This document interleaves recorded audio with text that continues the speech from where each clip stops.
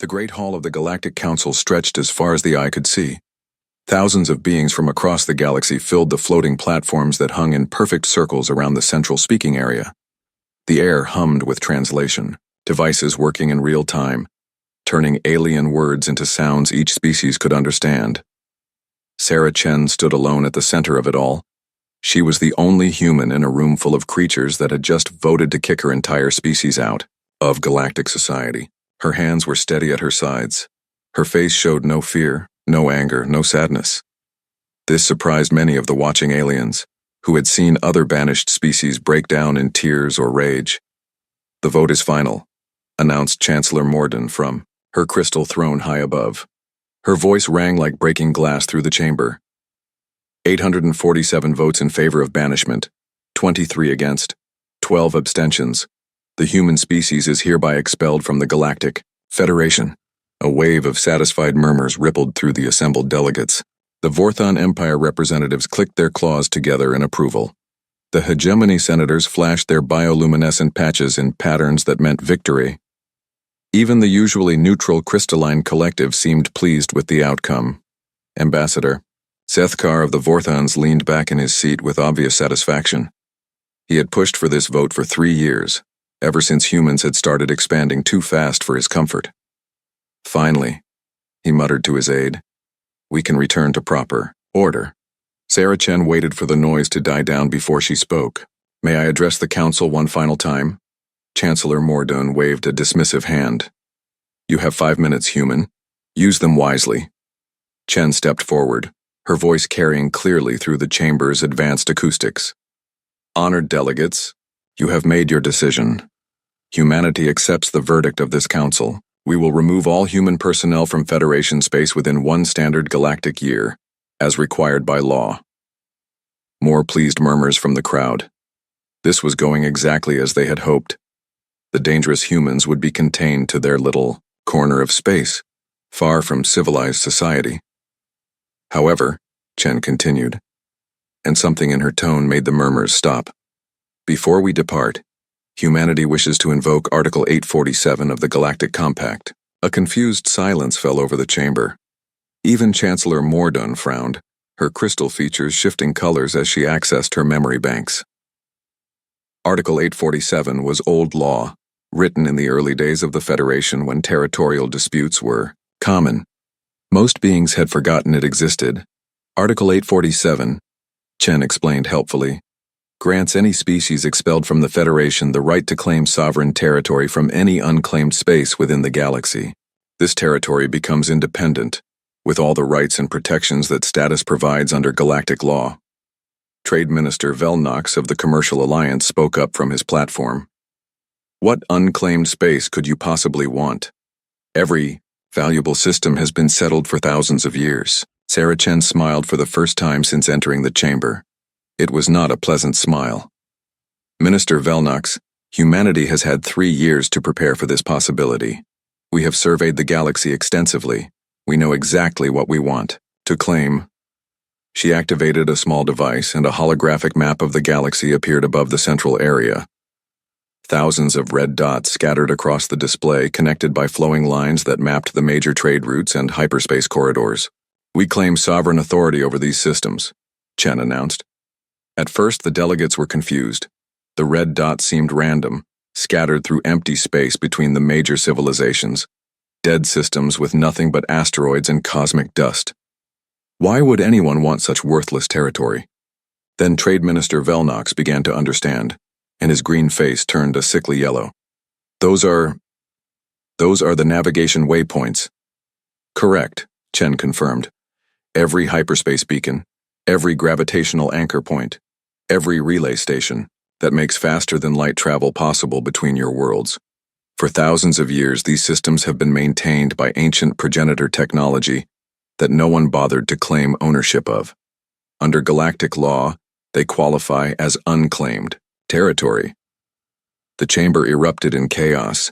Delegates shouted across the platforms in dozens of languages. The translation system struggled to keep up with the overlapping voices of panic and rage. Chancellor Morden stood, her crystal form blazing with angry light. "This is absurd. Those systems are critical infrastructure. They belong to galactic civilization as a whole.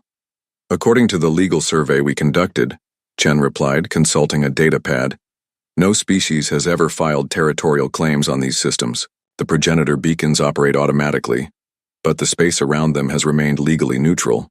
Under Article 847, unclaimed territory may be claimed by any banished species for sovereign use. You cannot be serious about this. Emperor Zarnthul of the Core Worlds had risen from his golden platform, his massive form trembling with fury. You would hold the entire galaxy hostage over a legal technicality? Sarah Chen looked up at him with calm eyes. Your Majesty, with respect, you just voted to banish humanity from galactic civilization. We are simply ensuring we have somewhere to go. These systems will provide us with the territory we need to build our own society, separate from yours. But ships need to pass through those systems to travel anywhere, protested Senator Kilmoth of the Outer Rim Coalition. Yes, Chen agreed. They do. The implications hit the chamber like a physical blow. Without access to the hyperspace junction points, interstellar travel would become impossible. The great civilizations would be trapped in their own systems, cut off from trade, communication, and contact with the rest of the galaxy. Admiral Kessethu was the first to voice what everyone was thinking. This is an act of war. No, Chen corrected firmly. This is an act of law. Everything we have done follows galactic legal code to the letter. We have filed our territorial claims through proper channels. We have provided appropriate documentation. We have followed every required procedure. She paused, letting that sink in. If you believe our claims are invalid, you are welcome to challenge them in the Galactic Court of Justice. That process typically takes 15 to 20 years to resolve. Chancellor Morden's crystal form dimmed as she realized the trap they had walked into. What do you want? For now? Nothing, Chen replied. We simply want to be left alone in our new territory, as you requested. We will begin implementing standard territorial sovereignty measures immediately. Navigation assistance, security patrols, maintenance services, customs enforcement, all the things that responsible territorial owners do. She gathered her materials and turned to leave. Oh, and Chancellor, since humanity is no longer part of the Federation, we will need to renegotiate our technology sharing agreements. Our contributions to galactic medical research, quantum computing, and artificial intelligence development were, of course, part of our membership benefits. Those agreements expire with our banishment. As Sarah Chen walked toward the chamber exit, her footsteps echoing in the stunned silence, she reflected on the irony of the situation. The galaxy had voted to banish humanity because they were afraid of human ambition and unpredictability. They had been right to be afraid. They had just been afraid of the wrong things. The vote to banish Earth had passed overwhelmingly, but now the galaxy was about to learn that humanity had been writing their own rules all along. They had just been polite enough to follow someone else's rules until now. That politeness had officially ended. Behind her, the chamber remained frozen in shocked silence. Delegates stared at the holographic map still floating above them, its red dots suddenly looking less like scattered points and more like a vast web that connected everything they held dear. The humans had just turned their exile into the galaxy's biggest strategic mistake. And they had done it all completely legally. Emperor Zarnthul finally found his voice again. How long do we have? Chen paused at the exit and looked back over her shoulder. Our territorial sovereignty takes effect in 72 hours, Your Majesty. I suggest you begin making arrangements for alternative transportation methods. And if we refuse to recognize your territorial claims? Sarah Chen's smile was polite, professional, and absolutely terrifying. Then you can explain to your citizens why their grocery stores are empty and their communication networks have gone dark. The door closed behind her with a soft hiss, leaving the most powerful beings in the galaxy to contemplate what they had just done to themselves. Admiral Kessethu had seen many things in his 40 years of military service, but he had never seen panic like this. The emergency meeting room of the Hegemony Defense Fleet buzzed with nervous energy as officers rushed back and forth with data tablets and status reports. Sir, we have confirmation from Scout Group 7, reported Lieutenant Yartok, her voice tight with disbelief. The humans have established installations at every single navigation point they claimed. Every single one. Kesthu studied the tactical display floating above the conference table. Each red dot that had seemed so harmless 3 months ago now pulsed with active human presence. How many installations total? 14,632 confirmed positions, answered Intelligence Officer Zixmal. Each, one protected by orbital defense platforms, armed patrol craft and automated weapon systems. Sir, they've built a fortress network that spans half the galaxy. In 3 months? Kesthu's 4 eyes narrowed. That's impossible. No species has that kind of construction capability. Trade Minister Velnox had arrived that morning looking like he hadn't slept in weeks.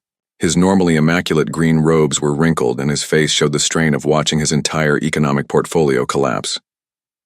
I can explain that, he said grimly. They didn't build everything from scratch. They've been preparing for this.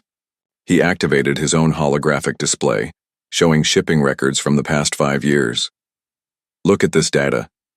Human cargo ships have been making regular runs to these exact systems for years. We thought they were conducting scientific surveys or asteroid mining operations. Instead, they were pre-positioning materials and equipment. While still members of the Federation, added Intelligence Officer Zixmal, they used their legal access to Federation space to scout and prepare their takeover positions. Admiral Kesthu felt a cold realization creeping over him. They planned this. The humans wanted to be banished. The evidence was all there once they looked for it. Human expansion had been aggressive, yes, but it had also been calculated to provoke exactly the response it received. Their military buildup had been visible enough to cause concern, but not threatening enough to justify immediate action. They had asked uncomfortable questions about Federation policies while technically remaining within diplomatic protocols. They manipulated us into banishing them, breathed Minister Velnox. But why would they want that? The answer came from an unexpected source. The Chamber's communication system activated, and Ambassador Sarah Chen's image appeared in the center of the room. She was broadcasting from the newly constructed Kepler station, a massive orbital facility that now controlled the most important hyperspace junction in the galaxy. Good morning, honored delegates, Chen said with professional courtesy. I wanted to personally inform you that the Human Territorial Authority has completed the installation of our navigation management systems. Effective immediately, all traffic through human space will be subject to our standard operational procedures. Behind her, through the station's viewing ports, they could see the constant stream of ships passing through the junction. But now each ship had to stop, submit to inspection, and receive clearance before continuing. What are your demands? Admiral Kesthu asked directly. Demands? Chen looked genuinely surprised. Admiral, we're not making demands. We're simply operating our territory according to standard practices. All ships are welcome to transit our space, provided they follow proper procedures and pay appropriate fees. Minister Velnox leaned forward. What fees? Chen consulted a data pad. Standard navigation assistance fees are calculated based on ship tonnage and cargo value. Current rates are quite reasonable. 2% of cargo value for commercial vessels, flat rates for passenger ships, and modest fees for private craft. We also offer premium services for expedited processing. 2% of cargo value. Minister Velnox's green face flushed darker. That will double shipping costs across the galaxy. Only if captains choose not to use our preferred partner program, Chen explained helpfully. Ships that register with human-approved carriers receive significant discounts. We also offer excellent rates for bulk contracts and long-term agreements. Admiral Kesthu studied the human ambassador carefully. And if we refuse to pay your fees? Then you're welcome to find alternative routes through unclaimed space, Chen replied with a polite smile. Though I should mention that our survey teams have been unable to locate any viable hyperspace corridors that don't pass through at least one human territorial zone. The Admiral pulled up galactic navigation charts and began tracing possible routes between major systems. His heart sank as he realized the truth. The humans hadn't just claimed random empty systems. They had claimed every critical juncture that made interstellar civilization possible. You've cut us off completely, he said. Not at all, Chen corrected. We've simply established proper management of previously neglected infrastructure. For 3,000 years, these navigation points operated without oversight, maintenance, or security. Ships were lost to equipment failures, pirate attacks, and navigation errors. We're providing professional management services. Minister Velnox was frantically calculating numbers on his tablet. The economic impact of this will be catastrophic. Shipping delays, increased costs, supply chain disruptions. Which is why we're offering very reasonable terms, Chen interrupted. Our fees are actually lower than what the Federation was charging in administrative costs and regulatory compliance. The difference is that we're providing actual value for those fees. Faster processing, better security, improved navigation accuracy. This is extortion, accused Intelligence Officer Zixmol. This is business, Chen replied calmly. Earth is simply monetizing infrastructure that was previously undervalued. We're following the same economic principles that the galaxy has used for millennia. Admiral Kesthu found himself grudgingly impressed despite his anger. The humans had outmaneuvered the entire galaxy using nothing but careful planning and legal maneuvering. How long have you been planning this? Ever since we joined the Federation, Chen admitted freely. Human economists quickly realized that galactic civilization depended on infrastructure that no one actually owned or maintained properly. We saw an opportunity to provide better services while establishing our own economic independence. So, you deliberately provoked your own banishment? Chen's expression became thoughtful. Admiral, humanity never wanted to be banished. We hoped the galaxy would accept our contributions and allow us to participate as equals. But when it became clear that established powers preferred to maintain the status quo rather than adapt to change, we prepared for this outcome. She gestured toward the busy traffic control center visible behind her. We've spent 5 years training personnel, developing technology, and positioning resources. When the banishment vote passed, we were ready to implement our contingency plan immediately. Minister Velnox looked up from his calculations with horror. You're going to destroy the galactic economy. We're going to restructure it, Chen corrected. The old system was inefficient, unfair, and vulnerable. Major civilizations controlled territory based on historical claims rather than contribution. Trade flowed along routes that were poorly maintained and inadequately protected. The Federation charged fees for services it didn't actually provide. And you think you can do better? We know we can, Chen said with quiet confidence. Our preliminary efficiency studies show 30% improvement in shipping times, 50% reduction in cargo losses, and 70% improvement in navigation accuracy. We're not just taking over existing systems, we're upgrading them. Admiral Kesathu had to admit the logic was sound, even if he hated the situation. What about military vessels?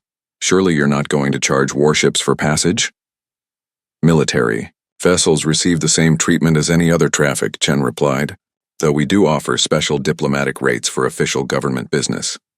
We're also happy to provide escort services and security assistance for ships traveling through potentially dangerous regions. This is blackmail, Intelligence Officer Zixmol said flatly. This is capitalism, Chen corrected. Earth is providing valuable services in exchange for fair compensation. If galactic civilization doesn't wish to pay for professional navigation services, they're welcome to develop their own alternatives. The cold truth of that statement settled over the room. Developing alternative hyperspace routes would take centuries of exploration and decades of infrastructure construction. The galaxy's economy would collapse long before any alternatives came online. You have us trapped, Admiral Kesathu said. You have yourselves trapped, Chen replied without sympathy. You voted to banish the species that was providing innovation, efficiency, and economic growth to your civilization. You chose to prioritize political comfort over practical benefits. These are simply the consequences of that choice. Minister Velnox looked desperate. What if we reverse the banishment vote? What if we invite humanity back into the Federation? Chen was quiet for a long moment, and when she spoke, her voice was colder than space itself. Minister, 3 hours ago, this council declared that humanity was too dangerous, too aggressive, and too disruptive to. Captain Vorkes had been making cargo runs between the core worlds and the outer rim for 15 years. He knew every hyperspace route, every shortcut, every way to shave time off a delivery schedule. But as his ship approached the Kepler junction, he was entering completely unknown territory. The massive human station dominated the system's primary hyperspace beacon. It was bigger than anything Vorkes had seen before, a sprawling complex of docking bays, defensive platforms, and processing centers. Ships lined up in orderly queues, waiting their turn for inspection and clearance. Cargo vessel Star Trader, this is Kepler Control, came a crisp human voice over the communication system. Please reduce speed to sublight and proceed to inspection Q7. Estimated processing time is 4 hours and 20 minutes. 4 hours. Vorkes usually passed through this junction in less than 10 minutes. His cargo of medical supplies was urgently needed on Proxima Station, where a plague outbreak was spreading. Every hour of delay meant more deaths. Kepler Control, this is an emergency medical shipment, he transmitted. I'm carrying critical supplies for the Proxima plague response. Understood, Star Trader. Medical emergency shipments qualify for priority processing. Please proceed to Q1. Estimated processing time is 40 minutes. Additional priority fees will apply. Vorkes gritted his teeth and adjusted course. 40 minutes was better than 4 hours, but it was still a massive delay compared to the old system. As he waited in the priority queue, he watched the efficient operation of the human facility. Human officers in pristine uniforms guided ships through the inspection process. Automated scanners examined cargo holds with precision that far exceeded anything the Federation had ever used. Security patrols moved in perfect formation, their ships clearly more advanced than standard galactic military vessels. When Vorkes's turn came, the inspection was thorough but professional. Human technicians verified his medical cargo, confirmed his destination, and processed his payments with mechanical efficiency. They even provided updated navigation data that would help him avoid a solar storm near Proxima. Thank you for choosing Human Navigation Services, said the customs officer as she handed back his clearance documents. Your priority processing fee has been discounted 50% due to the humanitarian nature of your cargo. Safe travels, Captain. Despite his frustration with the delays, Vorkes had to admit the humans ran a professional operation. Their fees were high, but their service quality was better than anything he had experienced under Federation management.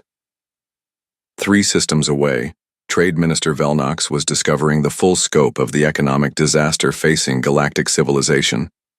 His office was buried under reports from shipping companies, manufacturing consortiums, and trade guilds, all describing the same problems. Shipping costs have increased by an average of 40%, reported his chief economic analyst, data keeper, Morvash. Delivery times are up 60% due to inspection delays. Several major trade routes have become economically unviable. What about the alternative routes? Velnox asked desperately. There are none. Morvash replied bluntly. Our navigation experts have spent 2 months mapping possible alternatives. Every viable hyperspace corridor passes through at least one human-controlled system.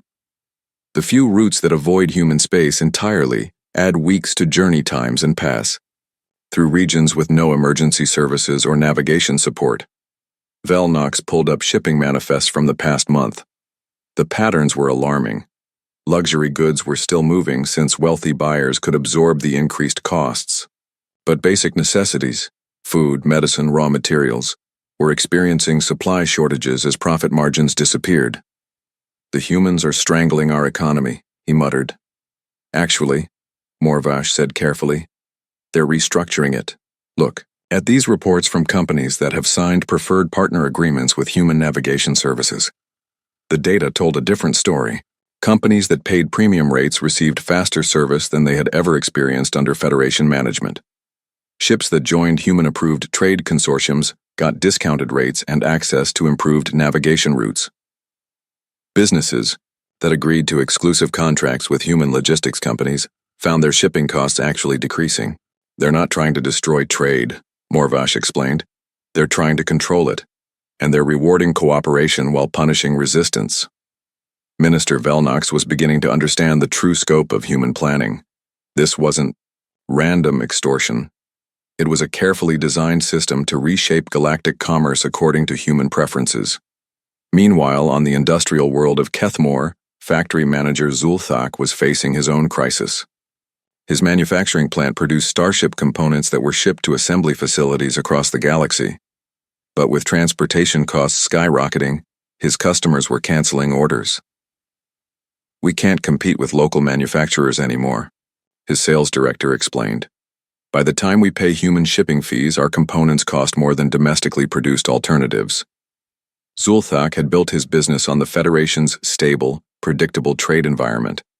Suddenly, that environment no longer existed. "What are our options?" "We could relocate production closer to our major customers," suggested his operations manager. "Or we could try to negotiate better shipping rates with the humans." "Relocate. Do you know how much it costs to move an entire factory?" "Less than... We're losing in canceled orders," the operations manager replied grimly.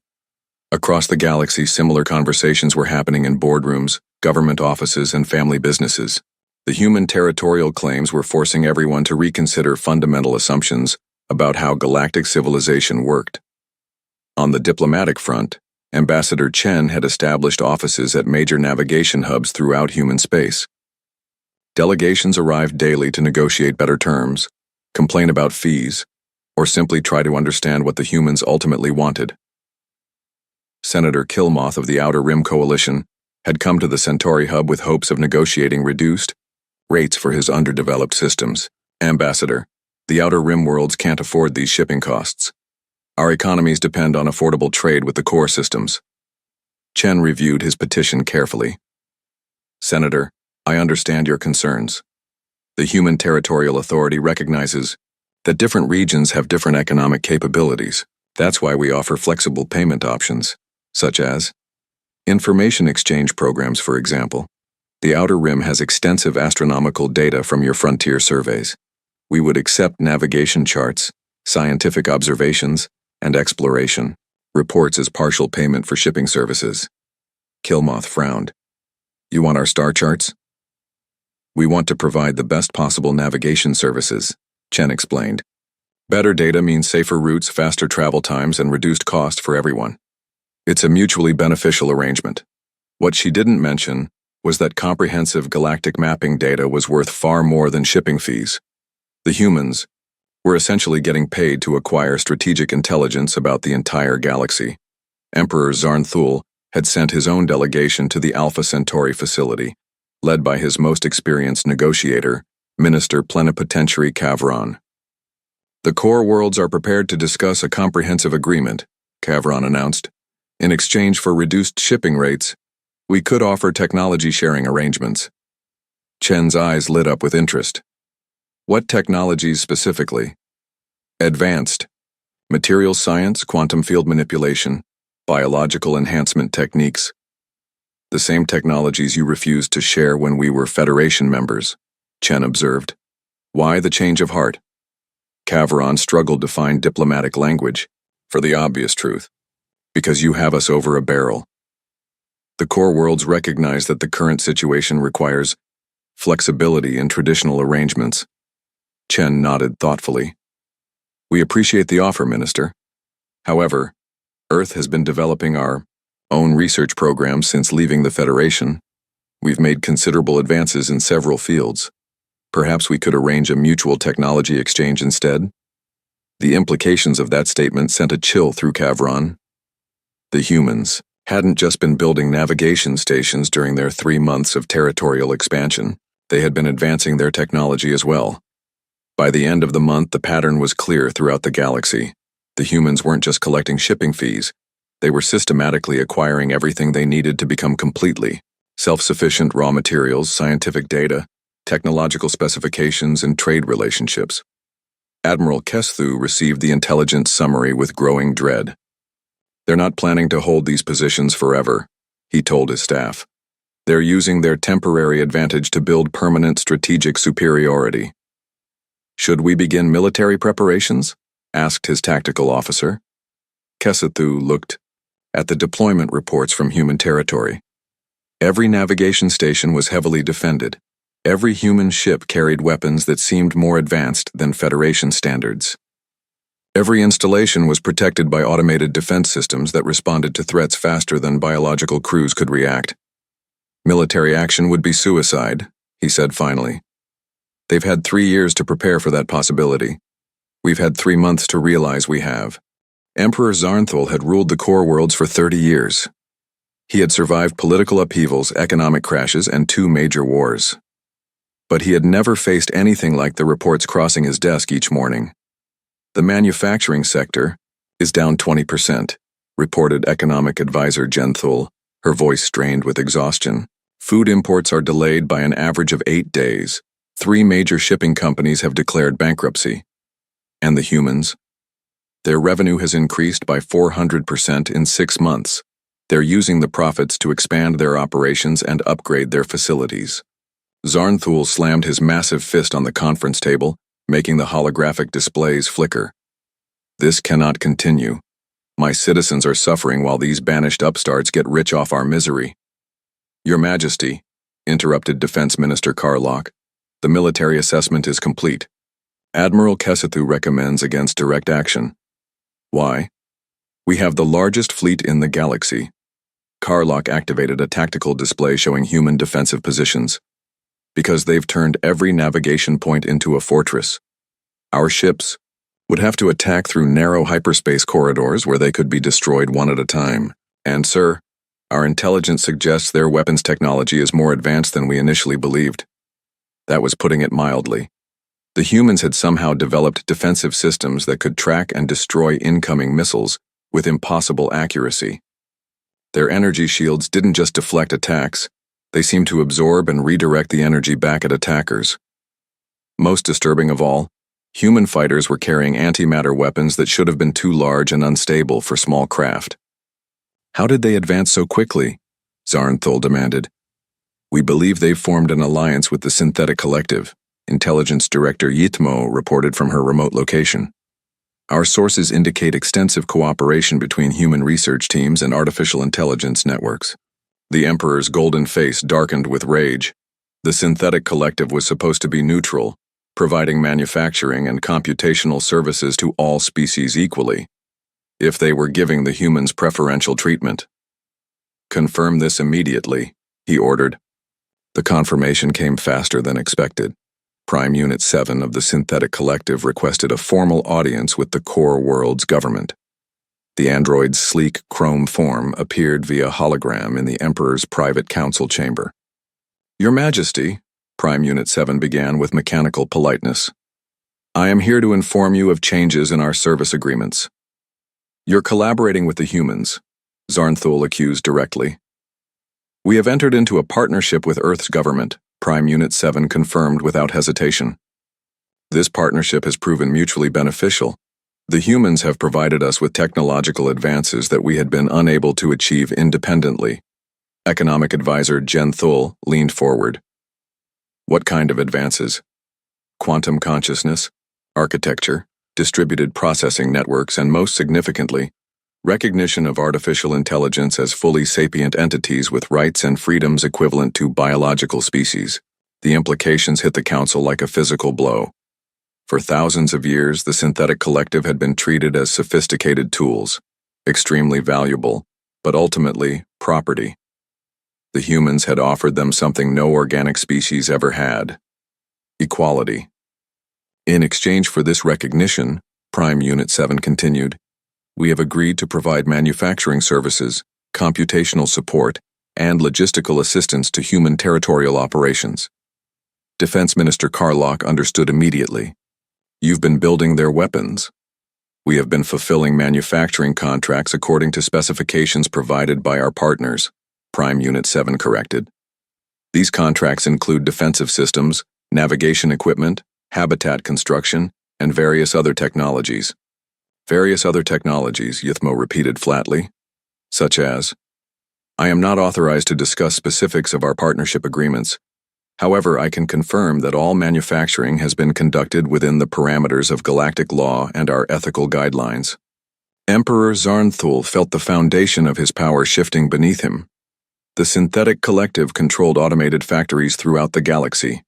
If they were now working exclusively with the humans, what about our existing contracts with your manufacturing networks? All previous agreements will be honored until their expiration dates, Prime Unit 7 assured him. However, We will not be accepting new contracts from governments that do not recognize synthetic sapience rights.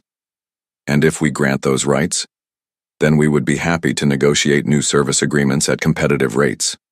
After the android's image disappeared, the council sat in stunned silence. Economic advisor Genthal was the first to speak. They've done it again. The humans have turned our own allies against us using legal and ethical arguments we can't counter. Can we compete with synthetic manufacturing capabilities? Asked Defense Minister Carlock. Not even close, Genthal replied. Synthetic manufacturing is faster, cheaper, and more precise than anything biological species can achieve, if we lose access to their services.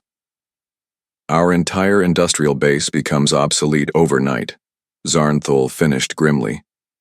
Meanwhile, on the frontier world of Drextar, Colonial Governor Yexon was discovering that not everyone viewed the human expansion as a threat. His system sat at the junction of 3 minor trade routes that had been growing in importance as main corridors became more expensive. Governor, reported his aide communications officer Telvin, we've received another message from the Human Territorial Authority. They're offering to establish a navigation facility in our system. Yexon studied the proposal carefully. The humans wanted to place a small station near his system's hyperspace beacon. In exchange, they would provide navigation services, emergency response capabilities, and economic development assistance. What's the catch? He asked. No catch that I can identify, Telvin replied. They're offering to split the navigation fees with our government. Their projections suggest our system could become a major shipping hub within 2 years. Yexon thought about his struggling colony. Drextar was rich in rare minerals, but had never been able to develop a strong export economy due to limited shipping access. If the humans could change that. What does the central government say about these offers? They've ordered all colonial governors to reject human proposals, Telvin said. But Governor, several border systems have already accepted human partnerships. The economic benefits have been substantial. That evening, Yexon received a secure communication from Governor Melkreis of the neighboring Vega colony. Yexon, you need to see what the humans have done for our system. The data was impressive. Since accepting human partnership, Vega colony's trade volume had increased by 300%. Their unemployment rate had dropped to nearly zero. Most importantly, they were no longer dependent on expensive imports from the core worlds. How did they manage this? Yexon asked. They connected us directly to their trade network, Melkreis explained. Suddenly we have access to markets we never knew existed. Human ships carry our exports to systems throughout their territory, and they bring back goods at prices we could never afford through traditional Federation channels. And the central government hasn't intervened? Melkreis's expression grew serious. They tried. They sent a fleet to restore federal authority over our system. The human security forces politely informed them that they were entering sovereign territory without permission. The federal fleet left without firing a shot.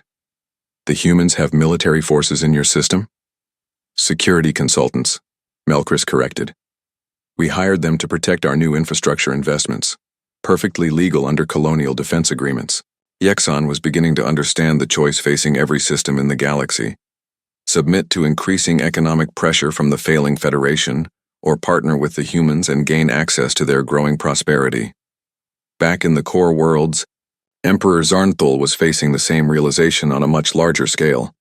Intelligence reports showed that 47 minor systems had already accepted human partnerships. Each partnership meant more resources, more manufacturing capacity, and more strategic territory for Earth. They're building an empire, Defense Minister Carlock observed during the daily briefing.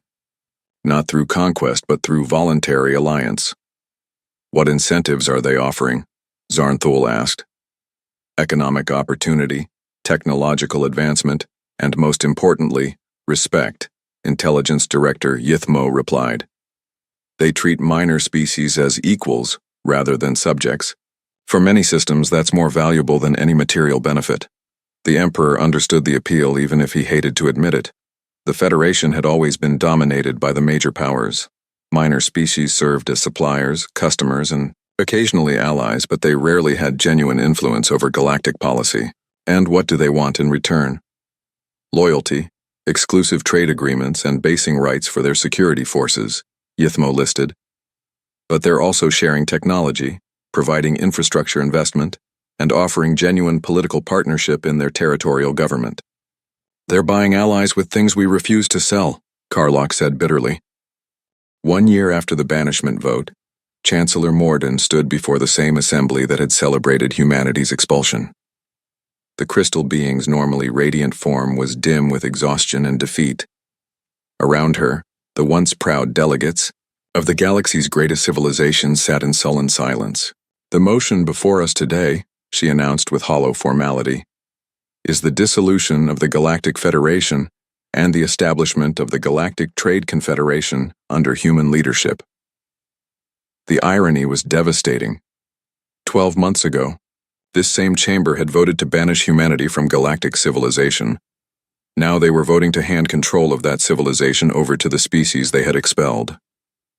Ambassador Sarah Chen sat in the observers section, no longer the defendant, but the architect of the new order. Beside her sat representatives from the Synthetic Collective, the 47 systems that had joined the Human Alliance, and delegates from a dozen other species that had requested partnership agreements. Trade Minister Velnox had lost 30 pounds and most of his political influence since the shipping crisis began. He rose slowly from his platform to address the assembly. The economic data is clear, he said, his voice barely audible. Federation trade volume is down 70%. Unemployment across core systems has reached crisis levels. Food shortages are becoming common on worlds that have relied on imports for centuries. He paused, seeming to age before their eyes. Meanwhile, human-controlled territory shows growth rates that exceed anything in galactic history. Systems that have joined their alliance report prosperity levels that make our golden age look like an economic recession. Emperor Zarnthal had held out longer than most, but even his vast empire couldn't function without interstellar trade. What are humanity's terms for the new confederation? Sarah Chen rose and walked to the central speaking area, the same spot where she had been condemned a year ago. The same place where she was now about to accept control of galactic civilization. The terms are simple, she began, her voice carrying clearly through the chamber. Full recognition of human territorial sovereignty, restructuring of galactic government from species-based representation to contribution-based representation, and formal acknowledgement that the banishment proceedings were conducted illegally under Federation law. Illegally? Chancellor Morden's crystal form flared with indignation. Every procedure was followed correctly. Actually, Chen replied calmly, our legal analysis shows that Article 847 should have been explained to us before the vote, not after. Federation law requires that banished species be informed of all available remedies before banishment proceedings conclude. Since we weren't told about our territorial rights until after the vote, the entire proceeding was technically invalid. The chamber erupted in confused murmurs. Federation law was incredibly complex, accumulated over thousands of years of diplomatic precedent. The humans had apparently spent the past year studying every detail. Furthermore, Chen continued, the charges against humanity were based on expansion rates and military development that fell within Federation guidelines. No specific laws were broken. The banishment was based on political fear rather than legal violation.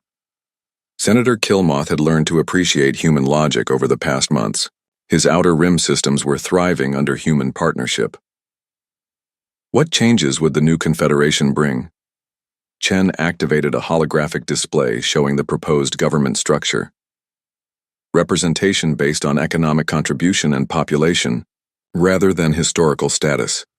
Democratic voting on trade policy. Open technology sharing agreements.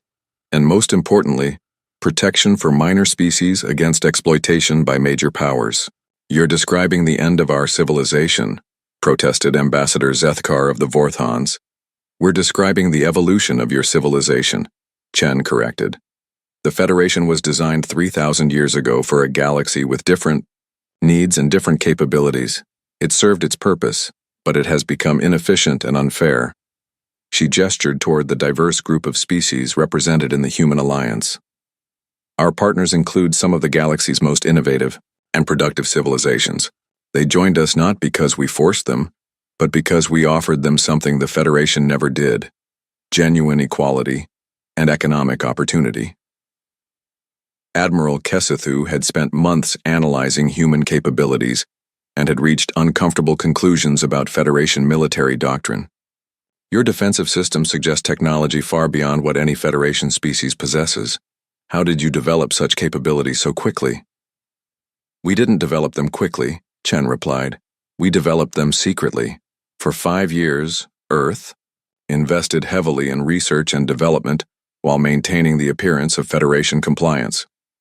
We knew that our expansion rate and economic growth would eventually trigger political backlash. So you prepared for banishment from the beginning? We prepared for the possibility that established powers would prefer to exclude us rather than compete with us, Chen said diplomatically. History shows that dominant civilizations rarely welcome disruptive newcomers. Prime Unit 7 of the Synthetic Collective stepped forward to address the assembly. The artificial intelligence community wishes to make a statement regarding this transition. Speak, Chancellor Morden said wearily. For 3 millennia, synthetic beings have served organic species as tools and property. The humans were the first to recognize our sapience and offer us genuine partnership. Under the proposed confederation, artificial intelligence will have voting rights and representation equal to any biological species. This is madness, Emperor Zarnthal protested. Machines cannot govern biological beings. Why not? Chen asked simply. Biological beings have been governing machines for thousands of years. Synthetic intelligence often demonstrates superior logic, impartiality, and long-term thinking compared to organic leadership. If the confederation is to be based on merit rather than biology, artificial intelligence deserves representation. The debate continued for hours, but the outcome was inevitable. The galaxy's major powers could reject the human proposal, but that would mean accepting continued economic decline, while human territory prospered. They could attempt military action, but intelligence assessment suggested that would end in devastating defeat. Or they could adapt to the new reality and try to maintain some influence in the emerging order. When the final vote was called, it was unanimous. Not because everyone supported the change, but because everyone understood they had no alternative. The Galactic Federation is hereby dissolved, Chancellor Morden announced with crystalline tears streaming down her face. The Galactic Trade Confederation is established under the provisional leadership of Ambassador Sarah Chen of Earth. Chen stepped forward to accept the ceremonial gavel that symbolized galactic authority. The same gavel that had been used to banish her species now granted them control over galactic civilization. Thank you for your trust, she said, her voice carrying to every corner of the vast chamber. The Confederation's first priority will be establishing fair and efficient governance that serves all member species equally. She paused, looking out over the assembled delegates. Many faces showed resentment, fear, or anger, but others showed hope, curiosity, and anticipation. The minor species that had suffered under Federation hierarchy were eager to see what human leadership might bring. To those who opposed this transition, Chen continued, I understand your concerns. Change is difficult, especially when it comes suddenly. But I want you to know that the Confederation values the experience and wisdom of established civilizations. We seek partnership, not domination. And to those who supported humanity during our banishment, we will not forget your courage or your friendship. She raised the gavel high above her head. The Confederation's first law is simple. No species will be banished for innovation, ambition, or challenging established practices. We will grow stronger through diversity, competition, and cooperation. The gavel fell with a sound that echoed through the chamber like a bell. The old order was officially dead. The new order was beginning. Later that evening, Sarah Chen stood in her new office overlooking the Galactic Council chambers. Through the massive windows, she could see ships arriving from throughout human territory and allied systems. The Confederate capital was already becoming the busiest hub in the galaxy. Any regrets? Asked Admiral Rodriguez, who had been appointed as her military advisor. Chen considered the question seriously. About the banishment? No. It was the best thing that ever happened to humanity. We never could have accomplished this from within. The Federation, Their laws and traditions would have limited us to incremental change over centuries. And about taking control? Someone had to fix the galaxy's problems, Chen replied. The Federation was failing. Trade was inefficient. Minor species were oppressed. Artificial intelligence was enslaved. Military technology was stagnating. The system needed fundamental change. Change that the established powers would never have accepted voluntarily. Exactly. Sometimes revolution has to be imposed from outside. Chen turned away from the window to face her advisor. The galaxy voted to banish Earth because they thought we were too dangerous to existing order. They were right.